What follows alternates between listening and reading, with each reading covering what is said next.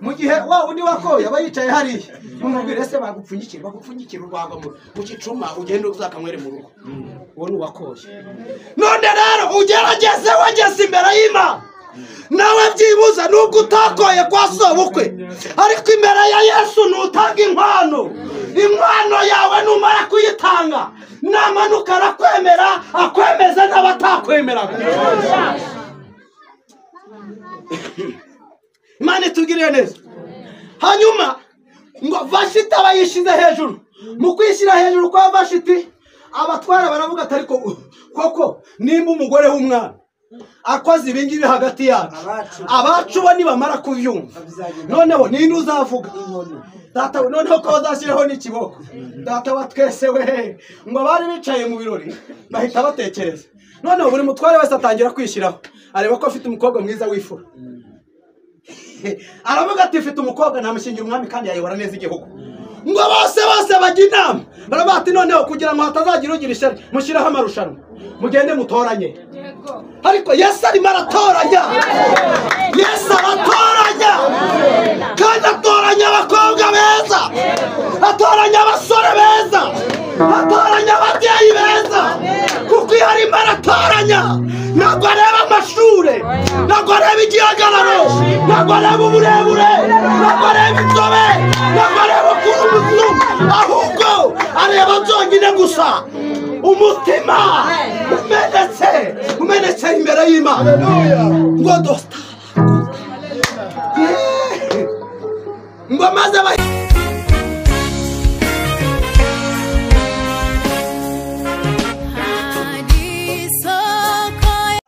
tugiye kuganira ku ijambo ry'Imana mu gihe gitoya ariko kandi muze kwishyigikira mu ntize amatwi mu ntize n'amaso ntuntinye kureba kuko kera mbyisi n'indururu ariko mukamukunda we yego noneho kera cyane muri za 2010 na kangahe muri za 2007 hari indirimbo ubwo ibyeri yaranywebwaga rero turashimira Yesu ko uyu munsi turi kumwera mu kabari ko kwa Yoweri haleluya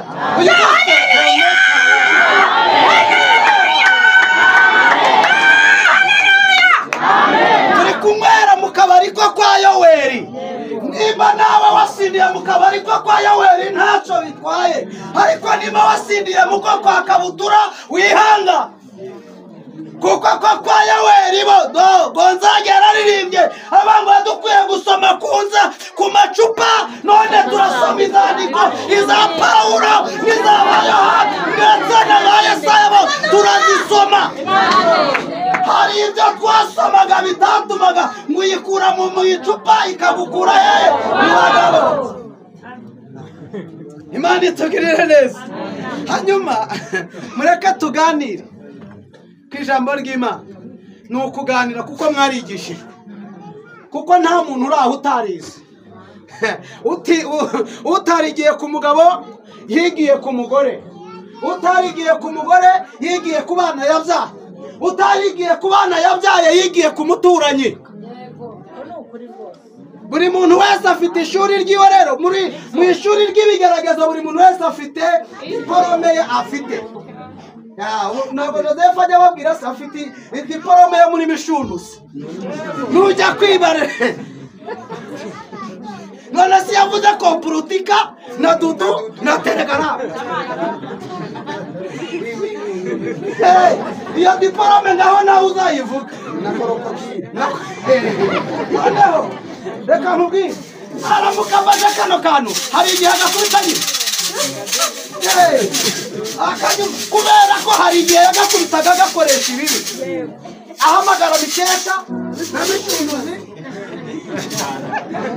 na Muganga bose akabahamagara Imana itugirire neza rero ibyo byose reka dusome ijambo ry'Imana turasoma igitabo cya Esiteri ibice 3 turasoma umurongo wa 7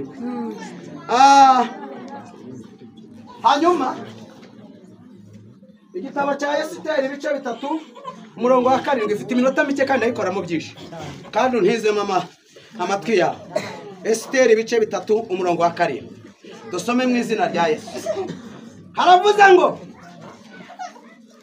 ngo maze mu mwaka wa 12 w'ukwezi kwa mbere kwitwa Nisani baraguza iminsi, baraguza inzuzi zitwa Puri imbere ya Hamani.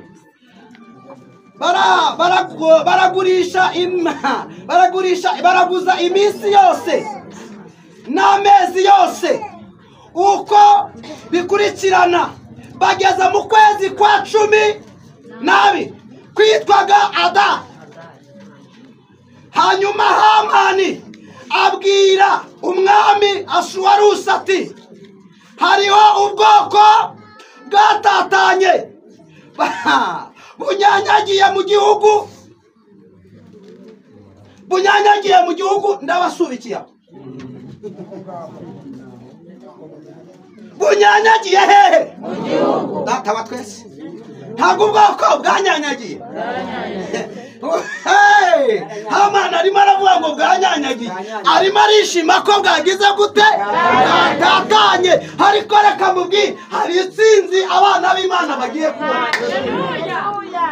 Hanyuma ngo Hamani mu kwezi kwa mbere ajya mu bapfumu, ngo aragurisha inzuzi bita Puri.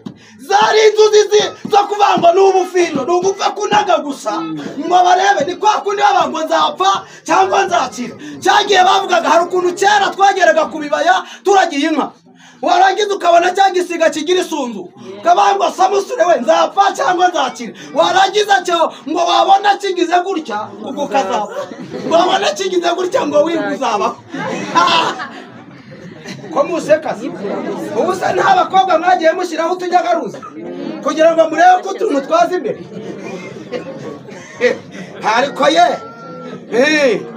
abahungu se mwewe nimuzini mwajyaga mubikora, ugafata akanyagaruzi ngo nawe urebe di.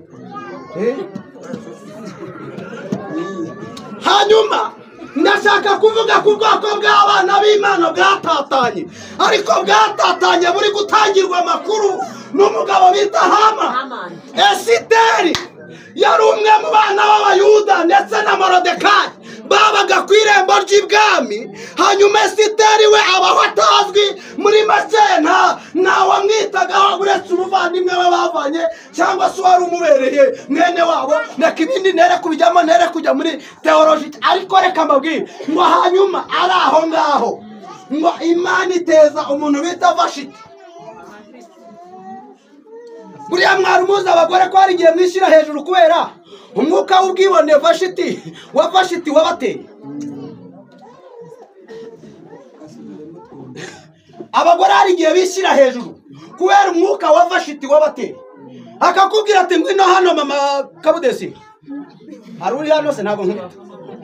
Mama Kabudesi. Hanyuma papa Kabudesi atari ko wabaye uretse konje mukanya. Wabaye uretse.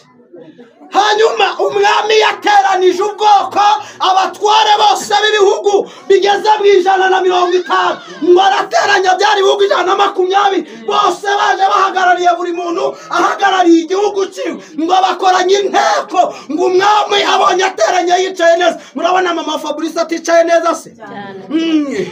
Ubundi nasomye ijambo njya nkunda kukavuga, nasomye ijambo mu mubwiriza ibice byaho bine umurongo wa 11 rirambwira ngo babiri iyo baryamye barasusurikirwa, ngo ariko iyo umwe aryamye arasuhererwa, arushaho gusuhererwa. Data wa twese we ngo akatangira akandika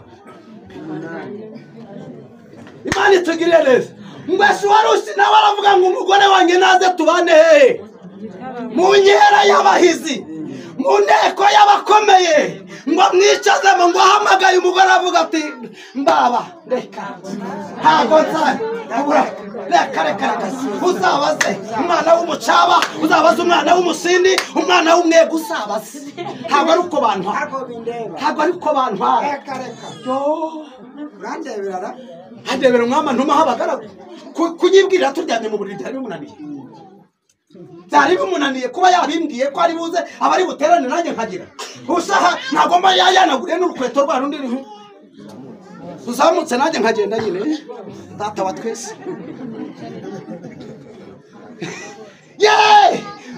aragenda aravuga ati mujyane mumubwire ngo uzabaze umwana w'umwega. Ntabwo ari uko bimeze mu bwoko bw'iwacu. Bagira uko badutwara de. Nubwo washatse nushaka izo wankoye uzagenda uzikora. Noneho hari ibyago tujya tugira. Hari igihe uba waramwitije. Hari igihe waramwitije we. Ariko rero DJ uze kugira neza. Ubundi hari igihe umuntu utarakoye ukabyina neza ugeze mu nzu y'Imana. Ukabura ko ikagenda ikagutagira. Mbese ubyina neza kwa se ukagira gute? Abakweramo kandi reka nkubwire. Iyo uri umuko utakoye, iyo utakoye kwa sobukwe bakwasisha inkwi. None se ukajya barakubwira ati watubuza amazi murebe runaka mureba ari hariya mu gikari. Mu gihe wa undi wakoye aba yicaye hariya mumubwire se bagupfunyikira urwagwa mu gicuma ugende uzakanywere mu rugo. Uwo ni uwakoye. None rero ugerageze wageze imbere y'Imana nawe byibuza nubwo utakoye kwa sobukwe, ariko imbere ya Yesu nutanga inkwano yawe numara kuyitanga namanuka arakwemera akwemeza n'abatakwemeraga. Imana itugirire neza. Hanyuma ngo Vashiti abayishize hejuru. Mu kwishyira hejuru kwa Vashiti abatwara baravuga ati ariko koko nimba umugore w'umwana akoze ibingibi hagati yacu abacu bo nibamara kubyumva noneho ninde uzavuga? Data noneho ko bazashyiraho n'ikiboko. Data wa twese we ngo bari bicaye mu birori bahita batekereza. Noneho buri mutware wese atangira kwishyiraho areba ko afite umukobwa mwiza w'ifura. Aravuga ati mfite umukobwa namushingira umwami kandi yayobora neza igihugu. Ngo bose bajya inama barabati noneho kugira ngo hatazagira ugira ishyari mushyiraho amarushanwa mugende mutoranye. Ariko Yesu arimo aratoranya. Yesu aratoranya kandi atoranya abakobwa beza, atoranya abasore beza, atoranya ababyeyi beza. Kuko iyo arimo aratoranya ntabwo areba amashure, ntabwo areba igihagararo, ntabwo areba uburebure, ntabwo areba inzobe, ntabwo areba ukuntu umuzungu, ahubwo areba byonyine gusa umutima umenetse imbere y'Imana. Ngo dosta ngo maze bahita bashyiraho itegeko rirasinywa aka kanya. Bwira mugenzi wawe ngo hari itegeko rigiye gusinywa ku buzima bwawe.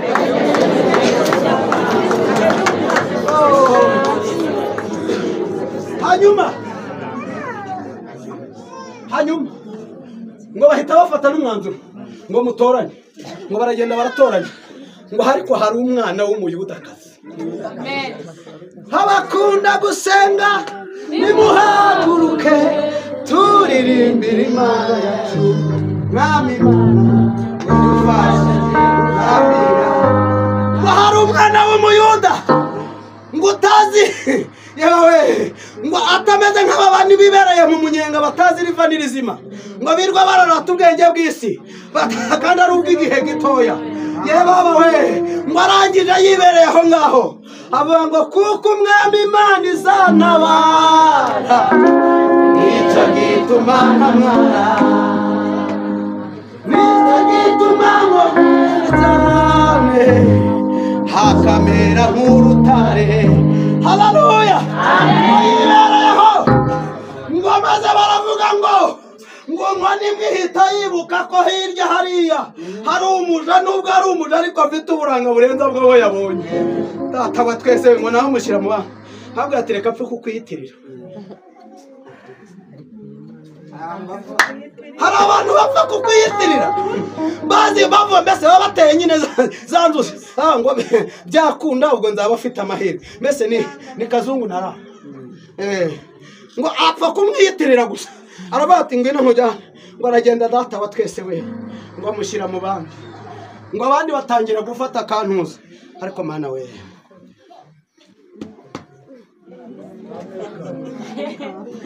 baba we Data wa twese ngo aratangira arabati akagegera mugenzi we ibise urabona bibereye undi nakatamubwira ati urasa na bike nukuri kw'Imana reka bakubwire ko usa na bike n'ubundi nuko naho wagera data wa twese we aramubwira tuza na bike ngo nayo sitera akomeza kwisiga ikimuri we ikimuri murakizi ngo akomeza kwisiga ikimuri ngo ahubwo arushaho kujya gushaka za ntusi bita makurata ngo arangiza arazizana ngo akajya ateka agashyiramo n'ikimuri ngo yakwisiga noneho bakumva umuhumuro batuye nguyu ngo umunsi umwe umunsi umwe ngo umunsi wo kwemererwamo ngo agenda nta n'uburenganzira afite ntabwo tugomba gusaba uburenganzira nta munyamasengesho usaba uburenganzira naha ngo arangije ngo aragenda ngo arimo atembera ngo umwami akimukubita amaso ngo ahita afata inkoni y'agaciro y'agaciro bahita yimutunga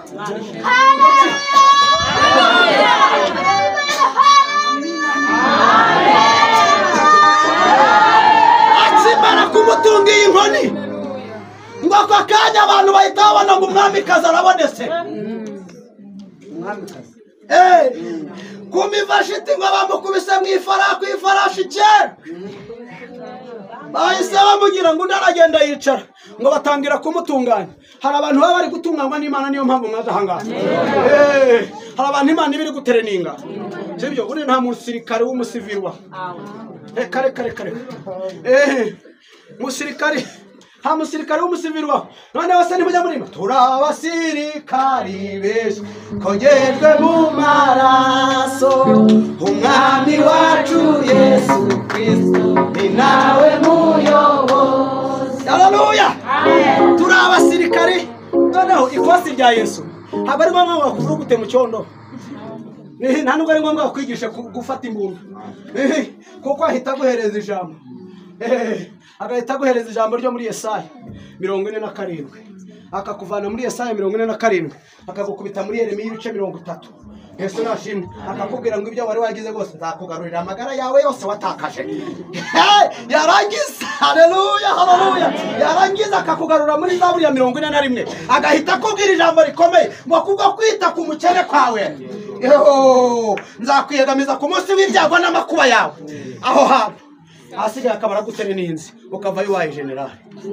ubundi musirikare twese turi wa general kwa Yesu nta koporo uba kwa Yesu nimba uharanira kuba koporo wose uwanye nushaka usohoka ubundi general we we ni general hanyuma ngo Hamani none ngo abonye ibibaye ari ministry ngo abonye ibibaye aravuga ati wa musenzi unabonaga kwirembo ejo bundi wanze kunyubarira nakaga kobwa bari kumwe kageza rero niho biragenda bite ngo atangira kujya inama yo gushaka abapfumu hano muri iri teraniro hari abagiye gushaka abapfumu ariko baje n'imbere y'Imana noneho warangije ahita avuga ijambo rikomeye abangwa ahita ajya gushaka inzuzi bita puri izi nzuzi z'ubufindo ngo agerageze gukora ubufindo ariko yarazi ko ntacyo azashobora ngo aragenda araguza guhera mu tariki ya mbere y'ukwezi kwa kangahe none se mama urebye neza ntabwo guhera mu kwa mbere ntibakuragurije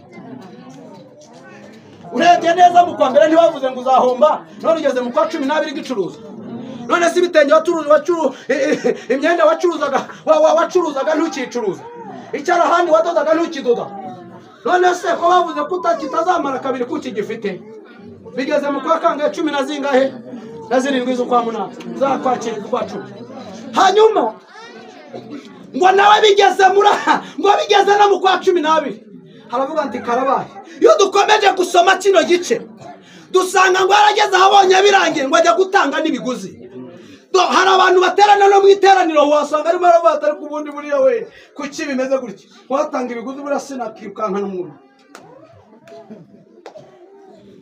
twigarukire Hamani ngo igihe kigeze biravuze ngo akimara gukora ubufindo byose byanze Yesu nashimwe birangira bifasha ubusa ngo hanyuma ngo umunsi utari wo kwemererwamo siteri ngo arimo aratambagira ngo uwo munsi ngo ibirori biratambuka ngo umuntu bita Hamani ahita agira ishyari ngo yandika inzandiko agenda abwira umwami agira ngo mu gihugu cyacu hari ubwoko bwatatanye kandi ni bwa nyamuke kandi urebye neza ntacyo bumaze nta n'ishingiro bufite erega nta n'uwo kubwitaho icyambere umwami wabo yari yaragize bari baramwishe mwami w'abayuda bari baramwishe. Ikindi cya kabiri barakuwe mu byabo. Ago munyumva bari barakuwe mu byabo. Bari barasohowe baraciwe. Ikindi cya gatatu bari baragiye kuba baretwa.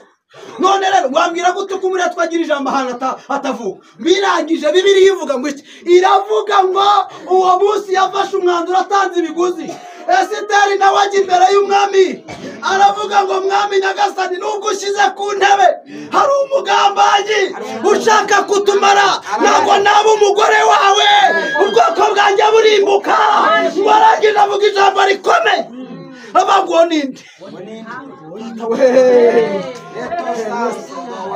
habanguho ninde uwo ninde habanguho ni Hamani. Umwami agiye kurasanga niwa wundi mwiyegamiza habati uyu nguyu najyaga nizera. Uyu ni Manuel najyaga nizera. Yewe niwe najyaga nizera. Bahita bavuga ati noneho undi nkona ziri yongiye zitazateraga ntabwo ari n'ibyo gusa. Hari n'igiti mu rugo yacukuye cya mikono 50 ngo ashinga amashaka kumanikamo Morodekayi data wa twese we. Ngo ahita afata umwanzuro aravuga ati noneho mumumpamagarire bwira mugenzi wawe ngo aho bashatse kugushyira nibo bagiye guhindukira akabari.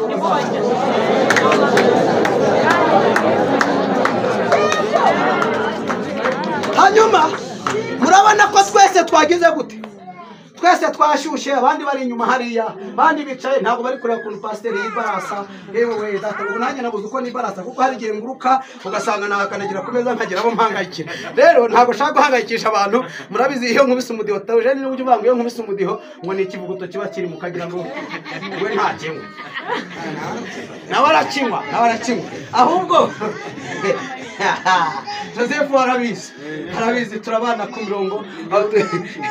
Wowe ni utagikinywa nta pasiteri utangwa amata waba waravanye kuko niba hari ibintu Imana ikunda inyama n'amata igakunda n'umutsima nushaka neza uzamenye inkono yatekeye Eliya yari igizwe n'umutsima utaze ku makara. Iragenda irawusonga irawuzana izana n'inyama izana n'agacuma k'amazi kugira ngo inyota itamwica. Mwabaye muto umuntu akubwira ngo njye sinkunda inyama ngenda zikunda zimpenze iki. None se reka nkubwira abamarayika 3 bari imfizi nziza kwa Aburahamu barayihekenya n'amagufa barayiriye nta kintu basigaje. Ariko reka nkubwira nawe iyo umaze kugira icyo utanga iyo bamaze kugira buzura umwuka bagahanura baravuze ngo Aburahamu we Sara ari he kuko hari ikintu tubura hari icyo tubura ahangaha kuko turumva hano hari igurungu hari irungu ngo barangije baravuga ngo Sara byumvira bati none se mama Fabrice kwa gatandatu washize uriya ntiyigize aza akabivuga yo ngo arangije arareba ngo bose ngo igihe bahanuriye ngo ubu ngubu nibwo ntamwe muzi ariko ntiyamenye ko yagenderewe n'abamarayika. Haleluya hamenye ko marayika w'Imana yahagaze. Barangije babwira Aburahamu ngo nugasetse hari kundi mwaka nk'iki gihe undi mwaka nk'iki gihe hano hantu kuri iyi mbuga hazaba hatemba umwana w'umuhungu kandi uyu muhungu azaba yitwa Isaka. Bisobanuye gutangira k'umunezero w'abarokore, bisobanuye haleluya, bisobanuye kwakira Yesu wari urimo uravugwa ngo haleluya. Ngo Aburahamu nawe ngo kiba kimara kumubwira inkuru y'ikibagenza cyo kureba Sodomu ni Gomora ngo ahita agenda ajya gutera ngo amaje gutera ngo ajyana icyacuma gisikiriza ne Melesedeki Yesu nashimye.